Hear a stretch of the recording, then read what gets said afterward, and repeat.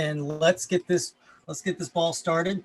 So welcome to this ongoing series, Keys to Avoiding Deep Trouble.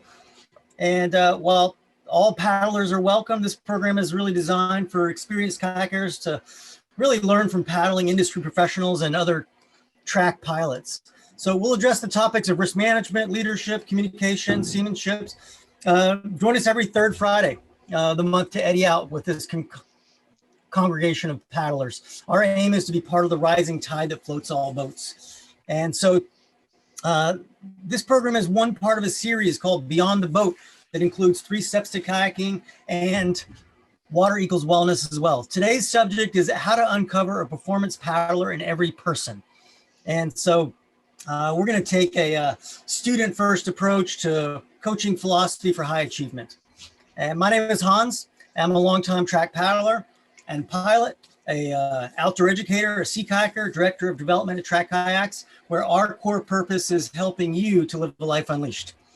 I'm hailing from Vancouver Island in British Columbia at 49 degrees north, 124 degrees west, and I'm thrilled to welcome a really special guest, Christopher Lockyer, to help unpack and explain the industry leading student first approach to coaching of sea kayak that he's used and committed to the core. Christopher Lockyer, welcome to the call. I'm super stoked to have you. Yeah, no, thanks for having me, and definitely keen to interact with some familiar faces and make some new connections for sure. Yeah. Excellent, fantastic. Well, Christopher, when we first met, we collaborated with Team TRAK for a skills progression camp in your neck of the woods in 2019. And I remember it started in the midst of a tropical depression passing over the area. Some of the folks that are on this call were there. Victor was there. Jason was there. And it was just a really great trip. And we're doing that again this September. We're super excited about this trip.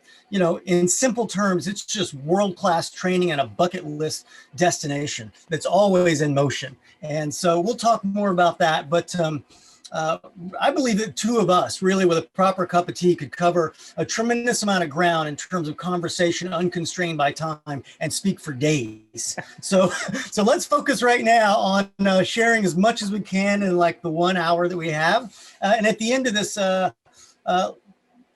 I promise that we'll share some resources on where to go and learn some more stuff. How's that sound? Yeah, perfect. Yeah, and I'm unconstrained at the end. So if there are questions and people want to interact personally after, are happy to stick around as well. So, yeah. Fantastic, Christopher. Thank you for your generosity here. So you're in the Atlantic time zone. You're as far down east as it gets if you're going up the Atlantic coast, as they say. You're at 45 degrees north and 63 degrees west. You live in Valley, Nova Scotia, Canada. That's just up the Salmon River, as I understand it. It is, at the head of the Bay of Fundy. Yeah, we're pretty lucky. Yeah. So you started a really great organization there that's become quite well known, committed to the core in 2003 as a founder. And it sounds like your real focus was on skills development and also coaching development in the Atlantic Canadian provinces. And for folks that don't know, I'm going to put his link in the chat, committedtothecore.com. So, Christopher, just paint us a brief picture of the area that you're in, the Atlantic provinces, from a paddler's perspective.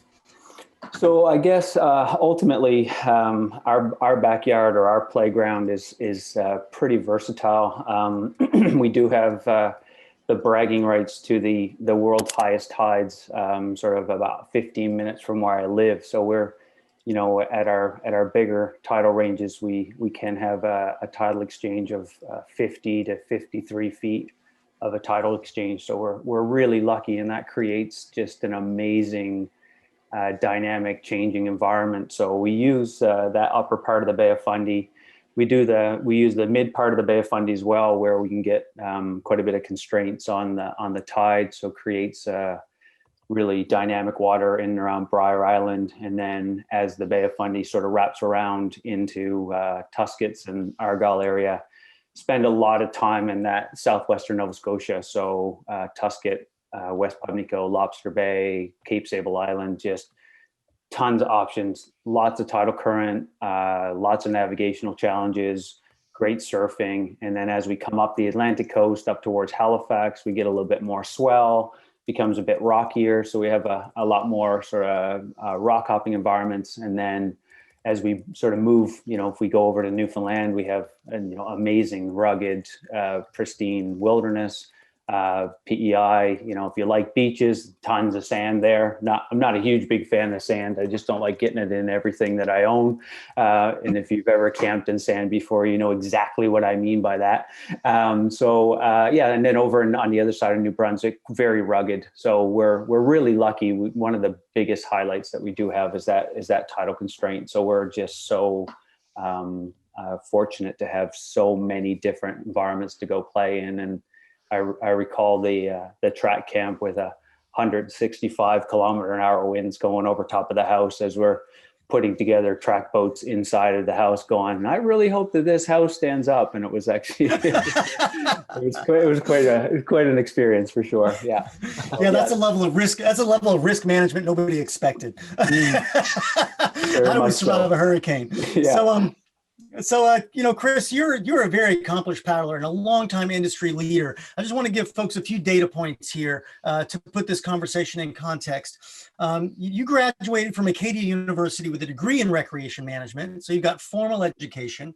You founded Committed to the Core, and we'll unpack that one in a minute.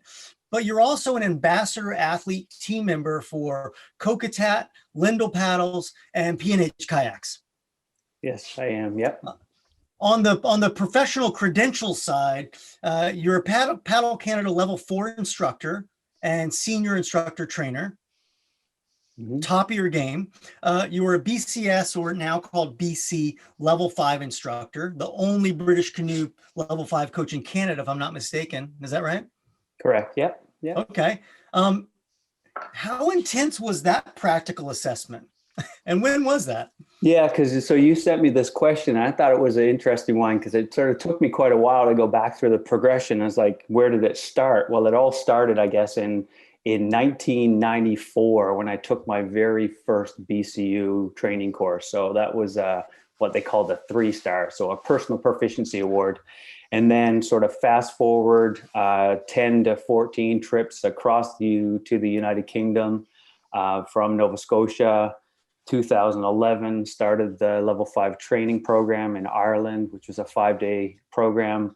2 years later, went back to the United Kingdom to do my assessment, which actually I wasn't successful, which was actually a sort of a really good transition time in my career where I kind of refocused and got a little bit more sort of grounded in my philosophy, and then went back again in 2015 and was successful. So after 14 or so trips to the United Kingdom, I was able to get through that process. I had started the ambition as soon as I interacted with the first Level 5 coaches that I had in 94, which were sort of industry leaders at that time, which I was really, really fortunate to have that opportunity. So it really was a springboard for me to jump on the British canoeing sort of spectrum, really. And It's been probably one of the most beneficial processes of my whole career, to be very honest. Wow. Fantastic. Well, it sounds like it came from a place of inspiration and only came to fruition with a really high level of commitment. Thanks for unpacking that story. You also are the executive director of the Bay of Fundy Sea Kayak Symposium. Now, that is famous among paddling circles here. What's the status of the symposium this year? So the symposium is scheduled to run in September. We do have a relatively comfortable cancellation policy in place right now with COVID and those things. And we're still taking bookings. So it's a 50% deposit to book a spot. We have some great early bird kind of draw incentives, P&H Sea Kayak, Lindell Paddles, Kokatat Dry Suit. So we're pretty lucky to have some pretty big name and big ticket items to sort of draw people in. But we're hopeful, I guess. We're hopeful that it will run, and obviously we'll only know that as border constraints are removed and we can sort of start moving a little bit more freely within at least Canada, if not North America. So we're hopeful. Terrific. Just like you might choose to go paddling, it's incremental, right? First, you just got to choose to get up and make breakfast, and then choose to load the boats. You never are you committing to getting on the water until you actually are on the water, right? Yeah. Great. Love it. You also are a registered guide with the International Sea Kayak Guide Association, which represents professional commercial sea kayak guides across the world. Interestingly enough, on the last version of this call, we had the founder of that, Jeff Allen, who unpacked the cake model for us, if you will. If folks want to know more about that, you could check out our past episodes with Jeff Allen. So, at the end of it, really, you design and organize programming and coaching philosophy and leadership development. You're a husband, you're a father, you're a business owner. You're committed to the core. Clearly, in some cases, in some circles, you're considered legendary. And in the sea kayaking sector, you provided more than 10 years of industry leadership. What drives your commitment? Well, it's really interesting that you asked, because I've been sort of doing a lot of sort of thinking about what keeps me going in my personal coach philosophy and my life philosophy. But it's a long game to me. So if I think about not looking for big success in 1 year, we're looking at really the long game of creating paddling community, creating connecting with individuals that are like-minded, going our separate ways and coming back, and going our separate ways and coming back. So that ripple effect, that connectivity is very much what keeps me kind of going. And obviously the success that we see with students, obviously as a business owner, you like to be successful from a dollar's point of view, but the reality and more of this is more about the success that we see with students, and then seeing them move through the spectrum on their own. Sometimes it's actually really amazing to see the journey and to reconnect with people farther down the line. So it's wow. Yeah, great. What a tremendous, why. And, the impact that you make on the world, certainly TRAK has felt, and we hear it from lots of your students. And I think a lot of that has to do with your coaching approach. We're going to get that into just a second, but to help give us a little context here for this conversation and how we shape it, Christopher, is I just want to launch a poll here. I want to get a sense from people so we know what the audience makeup of is, in which ways do you coach, guide, or educate as a sea kayaker? And I invite you to connect with a couple of these. Love for everyone to plug into this and respond if you can. At the one end of the continuum, it's like you do not. You're clear every time that when you paddle with other people that you're just an active follower and a learner, and will assume no such responsibility, all the way to I'm a seasoned Jedi master with years of experience in the coaching craft. Give us a sense of where you are on this continuum, so we can really know how to orient this conversation for this particular audience. This is really great. Getting some good responses here. Christopher, I'll just share this in just a second, but we've gotten some good responses. While this comes in, I'm going to ask you another question, and that is that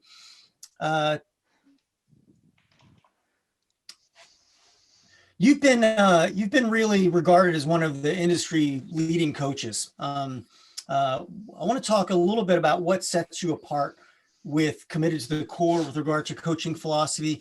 But first, I want to get a sense of your foundation. So we've both been deeply involved in outdoor education. Let's discuss where that started for you, and how did your background in outdoor education really inform your coaching philosophy? So I guess my foundation to sort of that whole concept of adventure education or experiential education came through university, actually. So when I went to university, I was sort of in in that mindset, I'd spent a bunch of time outdoors before I went to university, and sort of realized that it was something that sort of I could identify with and connect with, but it also gave me a really good platform to jump off, to see that using the outdoors as a medium for learning, connecting, mental health, ambition, motivation, drive. It was, so my time at university, adventure. So like association of experiential education was a big drive. Thinking about, working with Outward Bound was obviously a good connection for me. But again, with my connection with British canoeing and the mentors that I've had along the way, it really instilled in me that I'm really lucky to be immersed in a really supportive, strong, really well-connected community, which helped me want to keep pushing myself, wanting to get better, and it was never about the certifications. It was never about the award. It was all about the journey and the people. And, I've been so amazingly fortunate to interact with some of, in my opinion, some of you say gurus and Jedi masters. I wouldn't even consider myself that even, but I do have some amazing friends that are definitely regarded as probably industry leaders. So I'm really fortunate to call them friends more so than anything. But most importantly, they're mentors to me. So. Terrific. I love that. I think I share that with you as a foundation of the outdoor education world, really bringing a commitment to both empowerment of people and the power of community and the access to other folks that are at the top of their game. Yeah, really fantastic. So let's take a glimpse then of what we've got here in the poll. This is our audience, Christopher, sounds like most folks are seasoned guides here at 37%, and regularly help coach other paddlers. And we've got some full-time guides here, and we have also folks that are just really clear that they're still in a learning progression and are really specific. What's interesting is we do have folks that are, that find themselves in times where it's unspoken and they happen to be the most experienced paddler and wind up in that maybe default leadership position, which I think as outdoor educators and coaches, we are very attuned to that. So thanks everyone for that. Appreciate you sharing. I think that really helps Chris and I on how to really shape this conversation. And so I understand then, Christopher, with what you've developed with Committed to the Core, that your program is really oriented around several central pillars and an assertion that every person can be a performance paddler. Can you identify those central pillars first, and then we can unpack each one? Yeah, so we kind of we take an approach of looking at sort of assessing and finding a starting point. Then obviously we would look at how we would take a different approach at coaching. So how do we deliver sessions? How do we connect with students?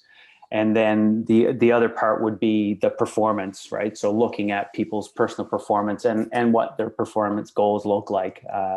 So when we can create that holistic picture of what a paddler brings to the table, as well as where they want to go on that spectrum, it obviously will help provide quite a bit of structure to and provide me with the opportunity to be able to fill in and structure programs that fit well for that individual. So really fantastic. So assessment, approach, and performance. Let's start with that first one. The assessment part. How do you uncover the needs and wants of your clients? Yeah, so it's a really interesting one. So when we have a, we can sort of we can blame social media and videos and things like that for, I really want to be able to do those kinds of things. And it's like, well, because I think a lot of people might not fully comprehend the level of involvement that it takes to get to those points. But I think the reality of finding a starting point, right? So when individuals come to programs, we do have interactions with them before they come. We ask questions, we get them to interact with us on a personal level via Zoom or by email. But the reality is the only real way for us to find a starting point is to get them on the water. But we can start looking at different ways of assessing people's skill sets. But we find ourselves doing that through observation most of the time, right? We'll watch what someone's doing. We might do it in a covert way where I'm sort of sneakily watching, or overt way where I've sort of set a task where people are working on something, but I'm actually looking at something completely different. So, Right. so finding those, those starting points is it is really quite complicated, and we run them through a number of drills, but again, it comes down to it's like building a puzzle. That's how we kind of think about instructor development. So the outside of a puzzle is really easy because there's always a straight edge, right? So that's the easiest part of building a puzzle. But building the inside of that puzzle is done through observation, through questioning, through drills, through different types of maybe questionnaires or intake forms. So we're trying to create that full picture of that person. And again, trying to get down to that needs and wants. So I really want to become a more proficient tide race paddler. Well, in order for you to do that, we need to go back maybe to look at fundamentals, or we may need to go back and revisit some very important sort of core concepts, right? So one of the metrics that we use quite often is what we call a performance profile. And I can share this out at some point. I don't know how to do it, Hans. Maybe we can put it in the show notes after. But performance profile is basically, it's just a personal profiling tool that I could send out maybe to Cole or Debbie or to Jason, and they would fill it in. And it's basically geared to the student trying to self-identify where they are on a spectrum, right? So it's sort of a 0 to 10. What it does is it helps me from their personal competency or their understanding of where they think they are. But it also, the most important part of it is it actually makes the student a little bit more accountable to their own development. So they tend to have a matrix. They're given that, they keep it, and it's like, okay, well, hey, let's go back and look at this, whoever, and say, well, where are we now compared to where we were a month ago, or 2 months ago, or 6 months ago, or 8 months ago? And the big thing, obviously, when it comes to my business and my personal coaching philosophy is about that long-term student relationship. So that connectiveness between, it's kind of not one-off. So we're not sort of interacting one time. It's, like I have long-term students that I work with 50 or 60 days a year. So that is a constant check-in, and we're always using that. And again, it's really good for them to have to look back at and go, oh, well, you know what? In 2020, I was here and I was a 6 here and a 2 here, and now I'm moved myself up, right? So, and then, and then when we start thinking about, observation tools and some sort of best practice on how we do that, is we can use maybe a deductive approach where we're kind of, when we watch someone, we're looking at their ability to connect with the kayak. We're going to look at their posture. We're going to look at how they transfer power in strokes, and then how they're feeling. Do they know how the boat's supposed to feel in certain conditions? Can we dig deep in and ask questions about to get reinforcement that they understand concepts, or to get confirmation that it needs more work. Great. Awesome. All right, so that's pretty clear.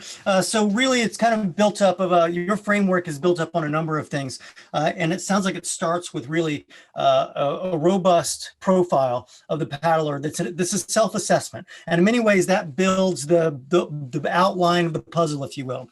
And then it sounds like what you guys do at Committed to the Core is then you fill in the gaps with that, with observation and targeted drills without bringing attention to the skill you're actually observing to really uncover really how, I guess, integrated that particular skill is. And then you're overlaying that with continued reassessment that is both self-assessment as well as your team's reassessment of those things. And then it sounds like really what you're doing is then how does that translate of what they actually are doing, that it's a core fundamental? So really bring everything back to the core fundamentals. Suddenly Committed to the Core is making a lot more sense to me as a branding name. I get it. Awesome.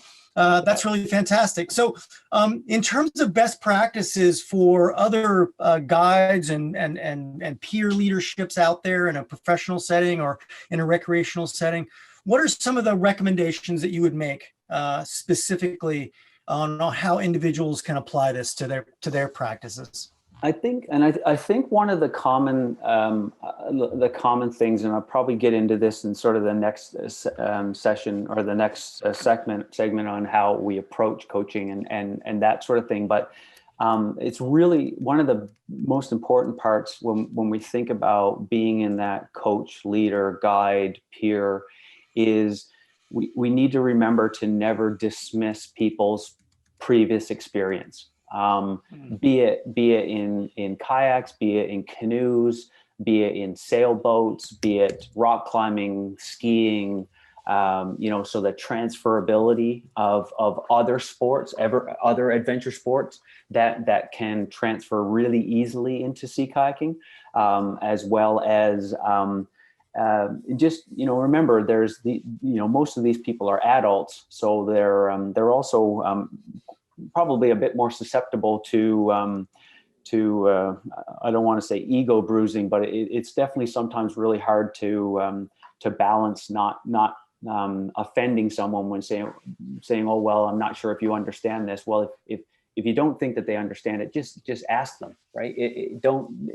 If the worst thing we can do is assume that someone doesn't understand a concept, or worse, that they do understand a concept, and it might be one of those core fundamentals of technical performance.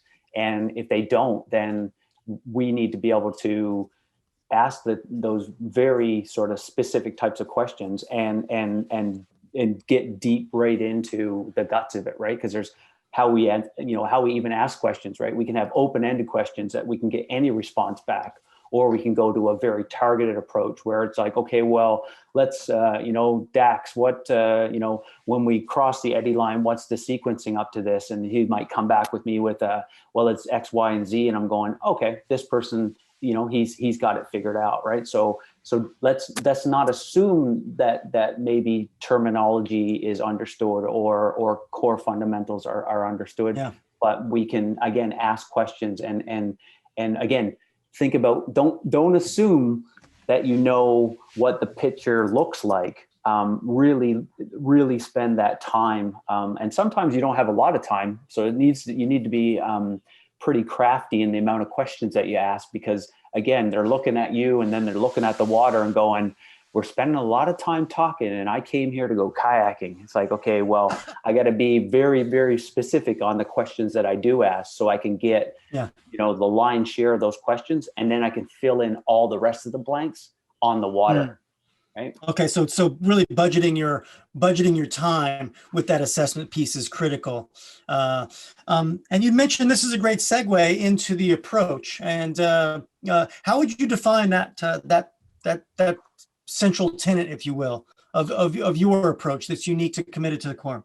Yeah, well, and I think, I don't know if it's unique to us, but I think it's very, it's probably common knowledge in a lot of that sort of the higher end coach-student relationships model. So where we're, it's student first, right? So I remember when my mentor asked me many years ago, he says, well, Chris, what do you teach? And I said to him, I teach kayaking. And he basically looked at me and he sort of shook his head and he's like, no, Chris, you teach people to go kayaking, right? So it's people first. It's always people first. It's never about the activity, right? The activity is secondary. It's the people. And if we go back to that, don't dismiss, people for what they're bringing to the table, then that's gonna help us.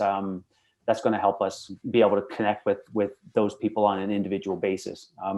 And one of the big things about our approach and my personal approach, and Victor and Jason can either confirm or deny this because they have worked with me in person, but it's very important to me that I create a very strong personal relationship with every individual that comes on a program. It's a two-way communication, but the reality is I want to make sure that they understand that I'm there to work with them. I'm there to work for them. And they are ultimately the person that's most important in this process. Great. That's really great. I can recognize how that really goes back to your roots of outdoor education. It's really about empowerment of the people, and it's beyond the boat. And it sounds like it's a real relationship-driven process that where the focus is on the student learning wherever they are. Yeah, and really fantastic. Yeah, so we're constantly, and if anybody's a sort of a Paddle Canada or a British canoeing coach or a ACA coach, we always, or we tend to fall into this trap with these curriculum-based programs where we have XYZ boxes that we have to tick, right? And the reality is it's very difficult to manage a curriculum with personal expectations, right? So coming in with that set plan of I got to cover all this stuff today, again, that removes the student. It becomes just basically a press play, and we got to get through these steps. So we need to really go back and look at like certification courses and the importance that they play, because they do play a very important role in personal proficiency. So going back and looking at the technical performance of sweep strokes, forward paddling, recovery and support strokes, that sort of stuff. And we won't dismiss the importance of that, but after a certain point, there's a variation from that sort of a constraint curriculum-based type learning to more of a growth kind of approach to flexibility and personalized coaching. Fantastic. I love that. And I love what you touched on is something very real for all of us that are in this coaching or guiding or education context is, you've brought up something that we all struggle with. And that is that challenge between, maybe the printed or published expectations of a course or a certification that may be in conflict with really what we know is maybe something more fundamental or different than what this particular person maybe really needs, and trying to balance the expectations on all fronts, and at the same time having integrity with your experience and your core and your commitment, if you will, to the ultimate empowerment and long-term success of your students. So if you could give us, those of us that are in the field, that are guides or instructors, what are some strategies or ways that we can help to actually manage that, or, bring to the table those maybe conflicts and competing interests or expectations? So we might all be familiar with what we would call the structure of practice. So how we lay out a day of coaching or instructing on the day. And a lot of the time we've probably been exposed to what we call mass practice. So it's replication. So Hans, go out and show me 4 forward paddle strokes, 4 sweep strokes, 4 pivot strokes. And it's sort of that mass practice. We see rapid acceleration of growth. We see really, performance goes up. But then the reality is that if we revisit that a month later, we'll find that the performance is actually deteriorated so much that it needs to be retaught again, right? So introducing the whole concept, and it may not be new to some people, but very practiced. So using the environments in which we can then use the environments to manipulate and constrain the performance, so we can get people out practicing in wind, in swell, in tides, and a bit of current, or all things, right? So introducing concepts in flat water, then taking them out, and then maybe applying more constraints like, okay, well, now, Burner, you can only use front wheel drive type strokes, right? So you can't use any rudders, you can't use any backward paddle strokes, right? So thinking about active forward momentum as opposed to passive, right? So you can, and the word constraints might not translate very well, but it's removing and adding, right? So we can ask people to only maybe paddle on one side of their boat or one side, or again, thinking about active systems as opposed to passive systems, right? So, and the other really important thing, and I thought about this and as I was sort of making these notes, and I don't know if I came up with this idea, and I don't know if I came up with this terminology, but we use it, and I've stolen it because I don't think I actually paid for it. So maybe I borrowed it. So if I didn't pay for it, then it's not stealing. So the reality is what we go with as a model for practice is what we call the top-down model. So when we think about a performance-oriented paddler, right? So if you look at your pole and you have your Jedi master with years of experience, again, I'm not sure I'm there yet. I might have hair growing out of my ears, but I think that happens as we get older. But I think Yoda has lots of hair coming out of his ears. But the reality is that if we think about a paddler in a performance environment, so if we think about Oki Solo or Skookumchuck Narrows or the Shubenacadie River, Briar Island, Pemramar, rock hopping on the California coastline, what does that paddler look like? What does their stroke sequencing look like? What does their personal paddling performance look like? And when we teach those fundamental techniques, do they look the same? And if they don't look the same, then at some point throughout that process, you're introducing a modification to what we would call core techniques, which again is a relearning. It's a modification, and it has to be relearned again. And we know because of these muscle memory type paddle strokes, we need to be doing them 50, 60, 70, 80,000 times in order for them to be sort of in our long-term muscle memory.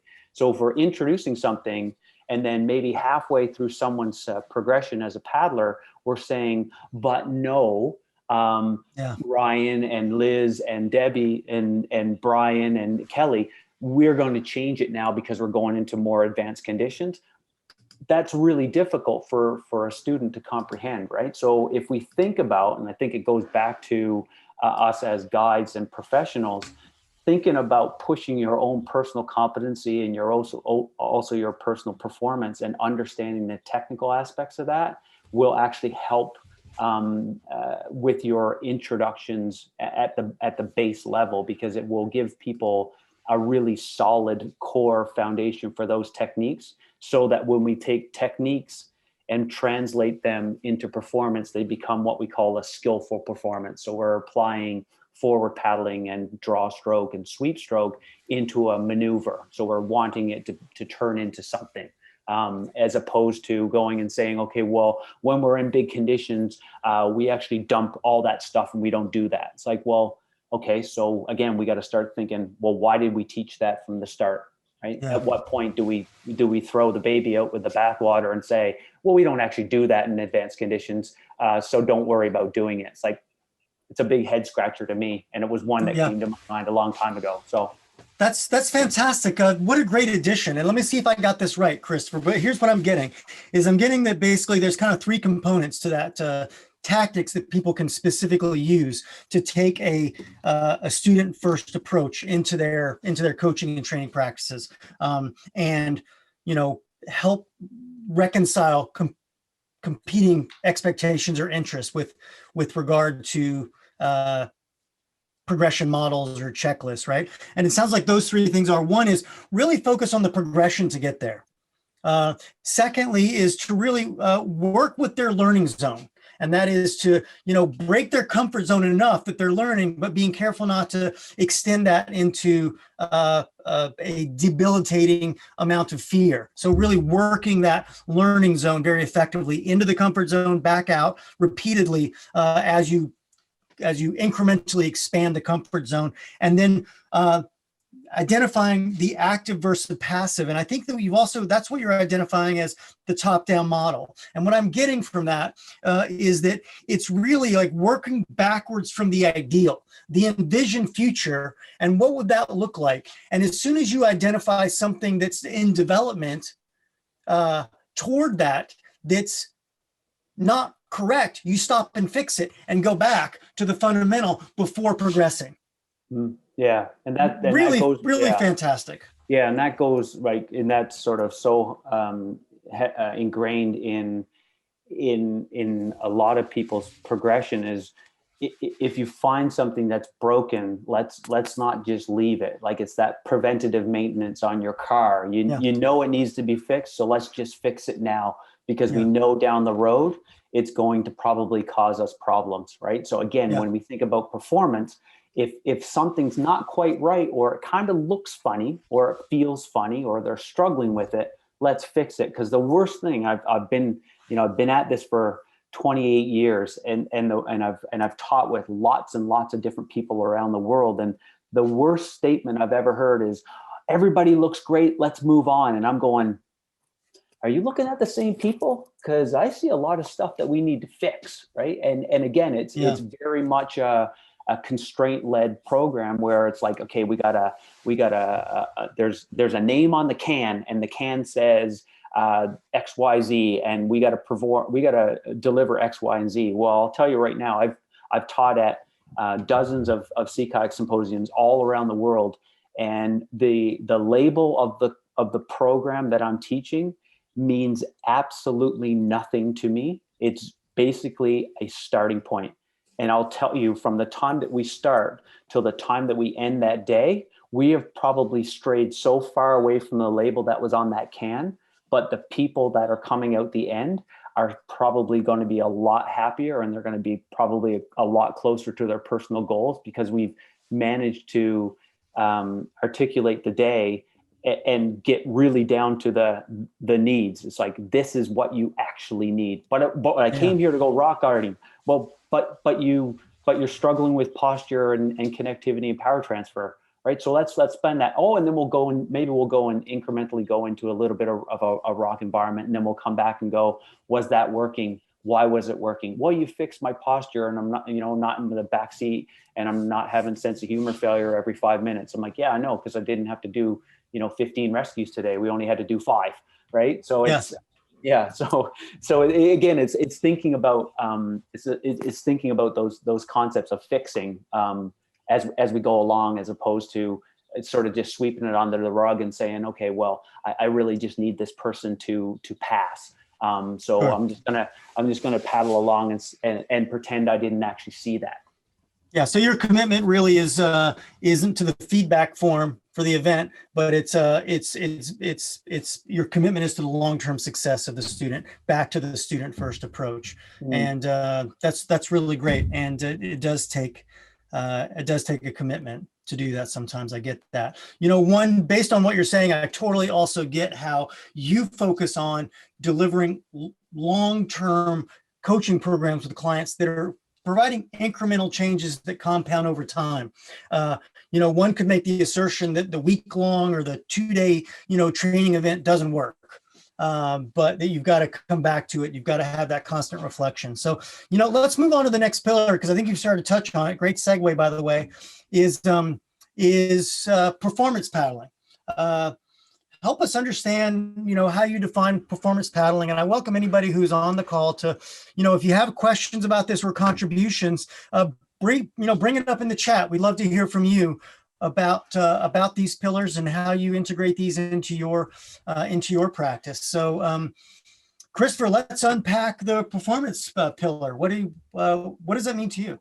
Yeah. So when we think about performance, obviously we can, if we look at the ultimate performance in terms of a paddle sport, we can maybe use Olympics as the sort of the upper threshold in terms of performance, be it flatwater racing, slalom, whitewater rodeo, whatever it might be. That would be the people who are at the sort of the pinnacle of their performance. They've worked their entire life towards something, and it's been actually quite interesting with COVID and the changing of the scheduling for the Olympics. It's actually thrown off athletes' training schedule that they've had in place for 10 plus years, which is actually mind-boggling to me. It's like someone has been working 10 years so that they could compete at the Olympics in 2020, but now you've actually made them do it for 2021. So that's sort of a side note, but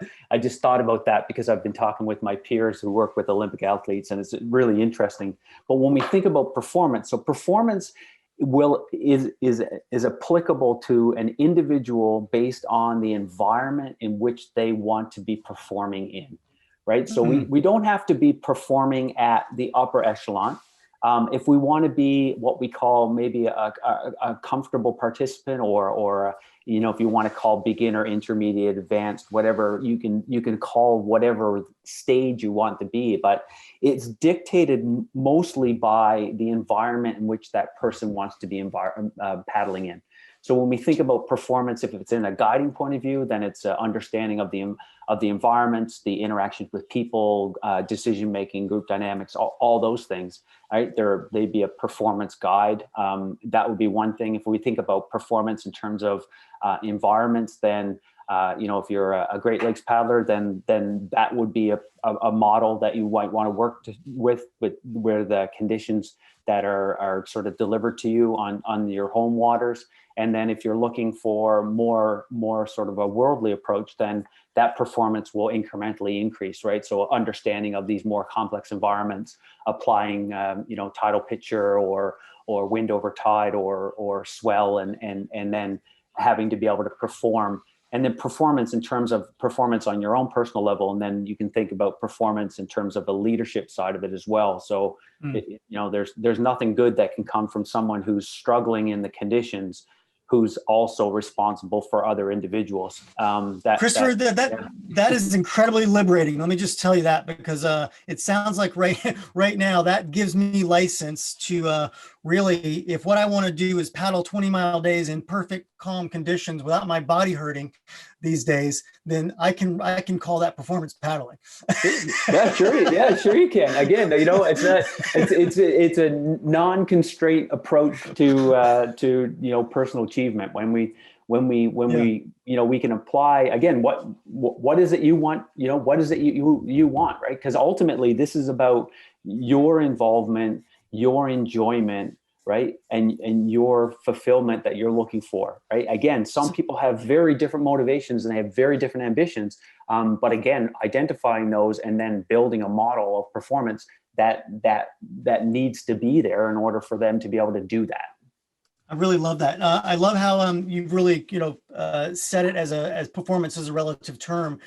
How do your coaches, or how would you suggest us as guides or educators or leaders in this space to help frame that conversation with people we're working with, to help really make that real for them? Yeah, I think so there's a model, there's a coaching model for thinking about performance paddling, and it's TTPP. So it's an acronym, and I really don't like acronyms, but TTPP stands for technical, tactical, psychological, and physiological. So if we think about watching individuals, so TTPP. When we think about individuals and when we think about performance, there are those four different categories will be will have some negative effect, or they'll have a constraint that's put on an individual. So if we're in an environment, like you said, Hans, about where we're trying to find that balance, like you said, between anxiety and boredom. If we have someone who's, there's a psychological aspect, like that looks really big and gnarly, right? And that in the back of their mind, that is that constraint that they're putting on themselves, right? It's not because of the actual risk, because there may be little to no actual risk, but it's that perceived risk. So that psychological component is going to hold them back, right? Yeah. When we think about technical understanding would go back specifically to our technical paddling strokes. So how we perform forward paddling, rapid acceleration, placement, or sweeps and boat control, putting the boat where you want it to be. So you can watch people's performance and say, okay, well, that's happening because they don't particularly understand how the boat moves through the water. The tactical part would be as we approach an eddy line, or as we break out through surf, or if we're out rock gardening. One of the big things that happens with rock gardening is placement and timing. So where do I take off to get this feature? Surf beaches are another example. And Victor, I know we spent a lot of time on this. So where do we line up to catch this wave, and how can we do that with minimal amounts of strokes, right? So it's that, right? So is there a tactical deficiency that's kind of been flagged up to say, hey, they're not, they don't understand the environment as well as they should. And unfortunately, that fourth one, that physiological constraint is, and looking around at sort of the pictures, the demographic is very fair. As we get older, all right, we're not as physically capable. We're not as flexible. We don't have the same endurance, right? So one of the biggest constraints that we see from a performance point of view is actual physical fitness. So it's just the ability to rev up and the longevity that we need for like people, classic, I'm going to sign up for a surfing course. I'm like, cool. All right. You're going to come. And they're like, well, how long is it? Well, it's about 5 hours. And they're like, well, it seems pretty short for a day. And you go, all right, well, let's just see. Right. And before lunch, they're completely mothered. They got snot all over their face and there's sand coming out of their ears. And they're kind of looking at you going, and then you look at them and say, hey, you want another go? And they're like, no, I'm done. I'm like, but we're done yet. But we've only been here for 3 hours. And it's like, yeah, I'm good. Right. So Christopher, just to reflect that. So that's technical, tactical, physiological, and psychological. Is that right? It is. Yes. Yeah. Okay. Yeah. So it's just basically, it sounds like you're saying it's just a whole systems approach. It is. Yeah. Yeah. You can terrific. You can compartmentalize it, right? So if you can look at people's performance, it's normally one of those will flag up as sort of the most significant, in order of importance. There's going to be one is like, this is the thing that needs to be taken care of right away. All the other things we can deal with later, but there's going to be flags, just like football, right? There's a flag on the field, right? There's going to be a flag going up and going, based on my experience in these conditions, if I watch, there's all the Jasons. So all the Jasons are on the water with me. Then I can watch them and say, well, one of the key reasons why they're not successful in this environment is because of one of those four categories. Christopher, this is really fantastic. And I love how this, from when you hit a performance ceiling and you look at these areas, well, what is it? Is it technical? Is it tactical? Is it psychological? Is it physiological? It takes us right back up to the top of the assessment piece again. And so it's a continuous loop, cycling from assessment to approach to performance, back to assessment to performance.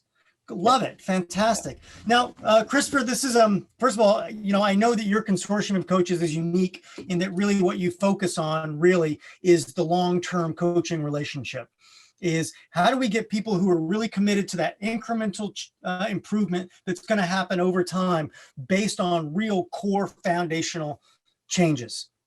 Really great work. I think you're unique in the field in that. And I love how your model is starting to catch on around circles And I think it's one of the things that makes not only your work with Committed to the Core great, but you're bringing that philosophy into the symposium and really being the pebble on the pond that spreads that out into the greater sea kayak community. So I want to thank you for that.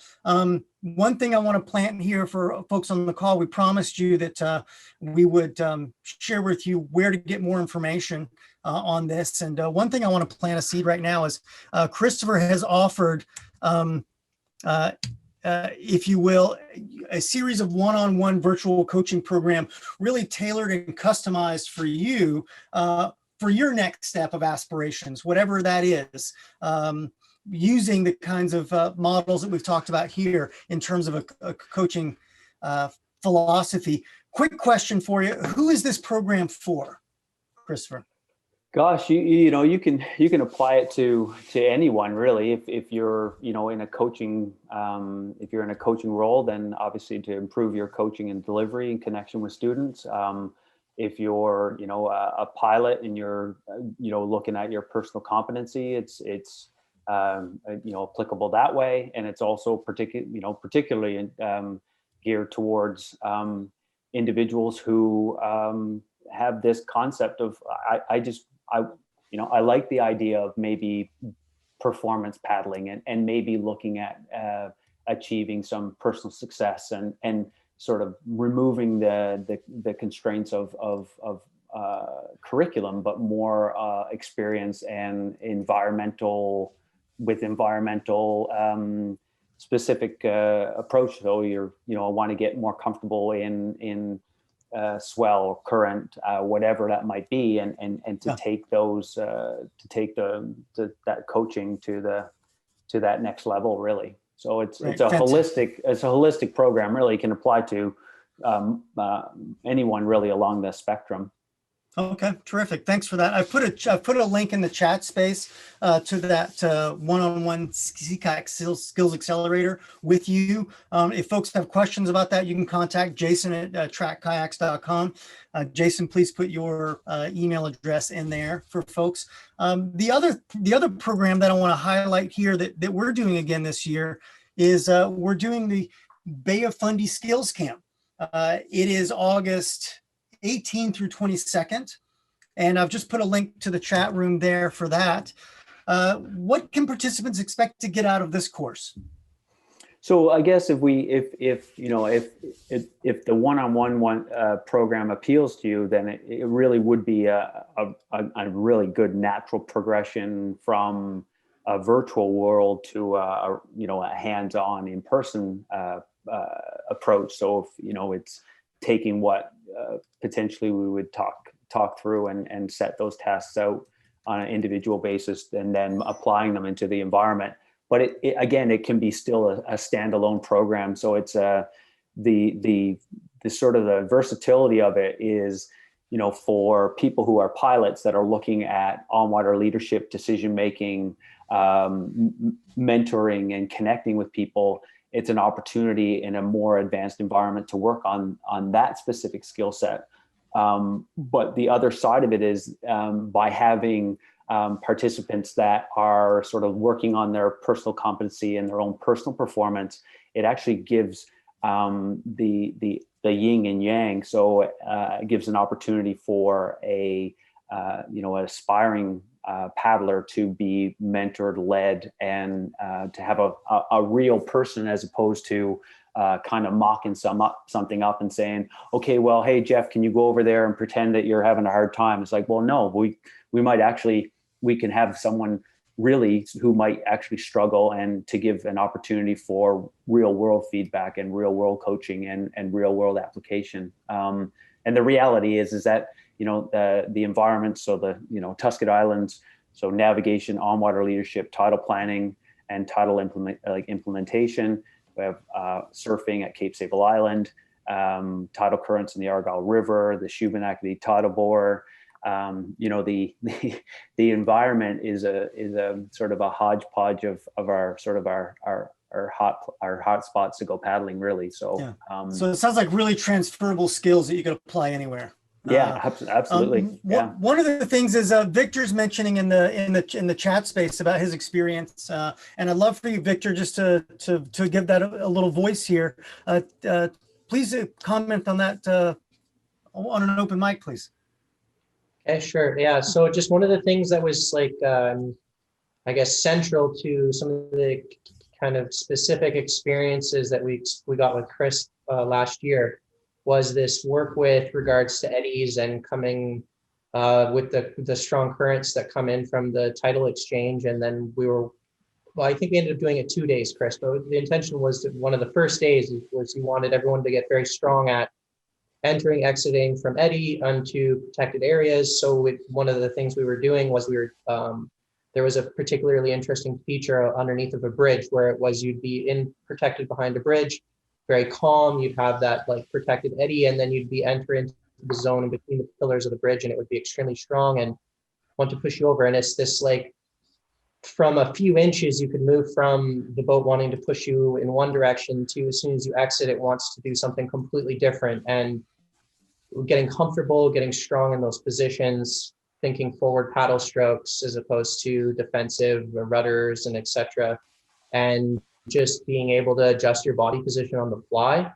And that's something that we worked a lot on. And I really felt like, I think a few of us, Jason and myself for sure, gained a lot out of that particular exercise, I think, that day. But from the beginning, it was, okay, the first time I went across, I was very defensive with rudders, and Chris was an example of what he said is like, no, you're not doing that. Like, you need to stay forward, no rudders, no backstrokes, etc. I want you to like stay strong and paddle forward through it, and then eat it about 5 to 10 times after that until getting more comfortable. And then by the end of the day, the whole situation was very, very different, and it became a lot of fun. And I was just reflecting on that a little bit when Chris was speaking about some of this thing with like managing eddy lines. What do you do? How do you position your body? How do you set up, etc. Applying it to some paddling Michelle and I were doing last summer down the Bow River in Calgary. So there's some sections of the Bow River in Calgary that you can get some fun, interesting little sections of the river where you're coming around certain corners or certain areas, and the water is positioned in a bunch of different points. But just on a specific situation, exiting the river at the end of the day, there is a takeout, and you're coming around the current in this particular area, and it's quite strong. And you're basically doing this similar technique where it became an eddy transfer. And I didn't see it coming, but those skills very much applied. So it was kind of exiting out of the river into the protected area where there's some rocks, etc. And that similar body positioning that you have to apply to get out safely, as opposed to, as one of my friends did, not having this sort of skills and practice, eating it miserably and then chasing your kayak down the river 200 feet. So just that ability to transfer on a dime, kind of swing your weight as you come out of the eddy. And it was just like a very good, as I was noting, transfer of skills that kind of applies. And it's that performance element of you're not necessarily looking to be perfect at everything, but if you've got certain skills, it's amazing what kind of having that inherent positioning ability or that knowledge kind of just transfers over in a second. And all of a sudden you go from a situation where it could be, you could be wet, or even worse, you could be hurt or in a dangerous situation. Because rocky coastlines along rivers, there's plenty of places where you could be in a bad spot pretty quick. You have a nice clean exit and you're in the calm water and you're happy, and it's a great end to the day. So Victor, really great. Thank you for sharing that really embodied experience of what Christopher's just been talking about here. Thanks for sharing. It was great to have you on the Bay of Fundy trip for sure. And one other comment that I want to connect with is Moto commented that there are no such coaches in his area. He lives on the Gulf Coast and he can't really travel. One thing I want to emphasize, Moto, is that this offering for Christopher Lockyer is a virtual option. It doesn't require that you travel, and that it really enables long-term consistent working with a coach over time for those incremental improvements. So With that, I want to, it sounds like basically, Christopher, your recommendation, if anybody's considering the Bay of Fundy Skills Camp, one of the things that they could do is hop on some virtual skills accelerator with you, do some of the assessment parts, and really start to work on unpacking that student first approach for them, and then combine that with the live training out there, or even assess if it's even a good fit. Maybe it's not a good fit based on where they are, and the coaching program would give somebody the ability to do that in a really powerful way. So one of the things I want to add to this then is, first I want to thank you, Christopher. This has been really rich, very valuable. If this has been really helpful for you in your kayaking and practice, please just comment on the chat room or give Christopher a big thumbs up. Really thank you for your generosity of time. And also, Christopher, I know you've got a lot of programs that are on the go. I'm just going to put a link in here to your Committed to the Core programs link. You're doing everything from leadership programs to coaching programs to skills stuff. You're bringing in other industry leaders from across the world to really deliver a tremendous amount of value to the entire Sea Kayak community. So I want to thank you for that, as well as for your time here. I invite you all to go to committedtothecore.com/programs. Look at some of the public offerings that are there. Subscribe to Christopher's list. He's really good at reaching out and communicating and delivering value and giving folks the heads up about what's available in the community. And if you can make it, check in on the Sea Kayak Symposium. Register for that. It's got an easy exit. If you're in the Northeast or can get to the Northeast, it's a really great way to rally around and with industry leaders in one of the most bucket list and dynamic water worlds on the planet. So with that, I just want to thank you, Christopher Lockyer, for your time. I want to thank all the pilots that come on this. I want to thank Jason and Cole for supporting on the back end here, and Dax for all your hard work at TRAK HQ in your development. TRAK pilot Jeff Berner, I'm seeing him every day almost now. Ryan Pepper's on the line. I can see Jeff and Kathy are on the line. Ken Poole's there, Pete Kuhn. So great to see all these familiar faces. And until next week or next episode, we're going to have three steps to kayaking coming up, I think on March 5th. And then we have Joe from Southeast Alaska, Seek Outfitters, talking to us about higher latitude expedition logistics. So thank you all for joining. Thank you so much, Christopher. At this point, we're just officially hanging out in the eddy. So I'm going to stop the recording, and it's just open for questions now. The official program is coming to a close.